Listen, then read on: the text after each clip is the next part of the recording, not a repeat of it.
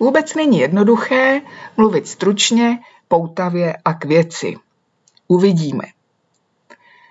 V létě 2012 jsem byla na výletě v Berlíně.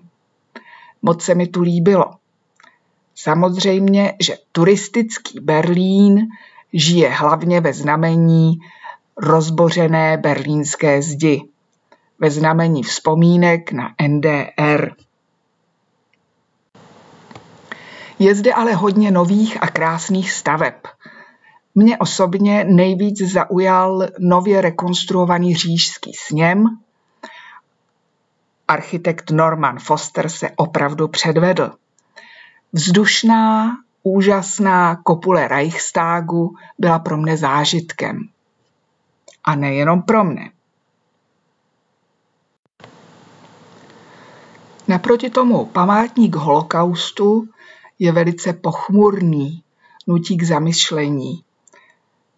Tato rozsáhlá stavba z betonových bloků vzbudila velkou vlnu kritiky, reakcí pozitivních i negativních. Každopádně je nesmírně působivá. Já bych ráda ale hlavně mluvila o tom, co jsme zažili v Pergamonském muzeu, nebo přesněji řečeno na nádvoří Pergamonského muzea. Pergamonské muzeum je velmi slavné berlínské muzeum, kde jsou prezentovány celé antické stavby. Byly sem přeneseny někdy na konci 19. na začátku 20. století německými archeology. Je to správné přenášet stavby z jejich původního umístění někam do Evropy pod střechu? Myslela jsem si, že ne. Ale v kontextu současných událostí a řádění islámského státu na Blízkém východě tento svůj názor poopravuji.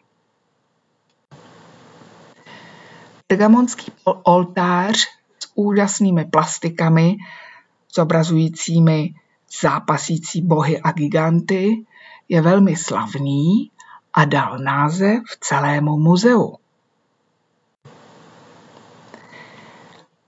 Ale v létě 2012 zde bylo ještě něco dalšího, zvláštního. Na nádvoří muzea se objevila stavba, která připomínala plynojem. Proboha, co to je? Taková pěst na oko. Plakáty byly zajímavé a slibovaly panorama staré metropole. Jadegar Assisi v životě jsem neslyšela. Co to je? Moje zvědavost zvítězila nad mým skrblictvím a investovala jsem 3x13 eur za mne a své dcery. Přišli jsme do tmavého prostoru, fotografie je přesvícená, aby bylo vidět, o co šlo, a vystoupali jsme na velmi nevzhlednou plechovou rozhlednu, která hrozila, že se každou chvilku zřítí. Kolem nás probíhala úžasná podívaná. Město Pergamon, dnešní Bergama v Turecku, a scenérie, která nás přenesla o 2000 let zpátky. Pergamon byl známý svojí knihovnou, která soupeřila s Alexandrijskou knihovnou, a jelikož Egypťané zatrhli dovážení papyru, aby jim knihovna nekonkurovala, tak zdejší si pomohli a vynalezli pergamen jako alternativu na zapisování textů. Pergamon, pergamen. Kdo ale zatím vším stojí? Jadegar Assisi, zvláštní jméno pro německého architekta a malíře. Jeho rodiče byli perští imigranti a odtud se to vysvětluje. Jadegar Assisi si vzal do hlavy znovu uvést do života starou tradici panoramat. Ta byla velmi oblíbená v 19. století, v době, kdy lidé neměli jiné povyražení, ale posléze panoramata vytlačilo kino.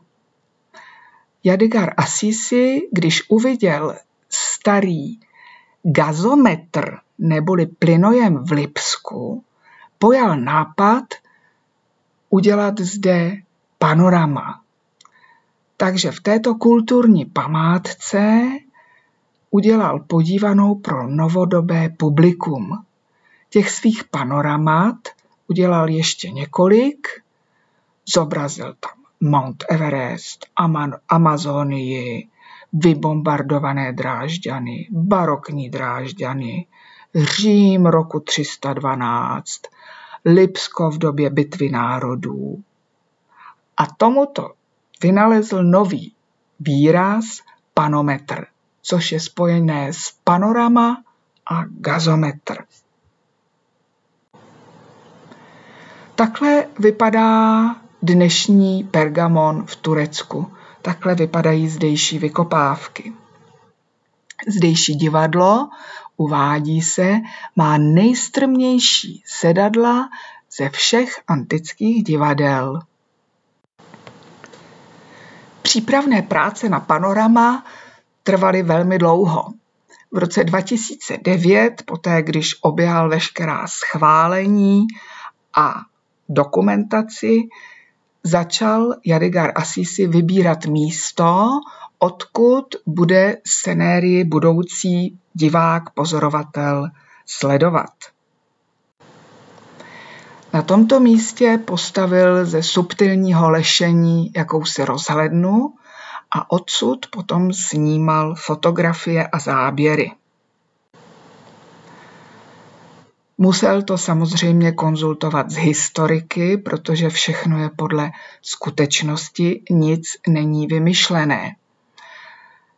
Do fotografií a snímků začal dokreslovat reálné budovy. Pomocí práce s počítačem začaly objekty dostávat budoucí kontury. Jadigar Assisi pro svůj projekt chtěl vybrat konkrétní čas. Rozhodl se pro čtvrtek 8. dubna roku 129 po Kristu, kdy císař Hadrianus navštívil Pergamon u příležitosti Dionýzových slavností. Zajímavé bylo oživení toho panoramatu, neboli osídlení komparzem, lidmi. Takže Jadigar Assisi najal jednak divadelní ansámbl z tureckého Izmíru, potom místní folklorní soubor a pochopitelně desítky nadšených dobrovolníků. Dále doplňoval fotografie z detailů antických památek v Římě a středomořskou flóru z jižní Francie. Takhle vypadá pohled na místo pergamonského Dionýzova oltáře dnes. Moc tam toho nezbylo. A toto je stejné místo, tak, jak mu Jadigar Assisi na svém panoramatu vdechl život. K neuvěření. Ještě jenom malá poznámka k osobám, k postavám, které se tu pohybují. Některé z nich jsou ty, které s Jadigarem Assisim spolupracovali, jeho kamarádi, kameramani, historici, mecenáši, sponzoři. A dále pro pobavení návštěvníků skryl Jadigar Assisi do scenérie některé antické sochy, které známe z muzeí. Takže vlevo dole, šipkou označený, je chlapec, který si vytahuje trn z nohy. Známe ho z Kapitolského muzea v Římě. A tím moje prezentace končí a tady to je moje malá polívčička, kterou si chci přihřát. Obrázek z kopule Reichstagu, který jsem oživila svojí milou modelkou Danielou.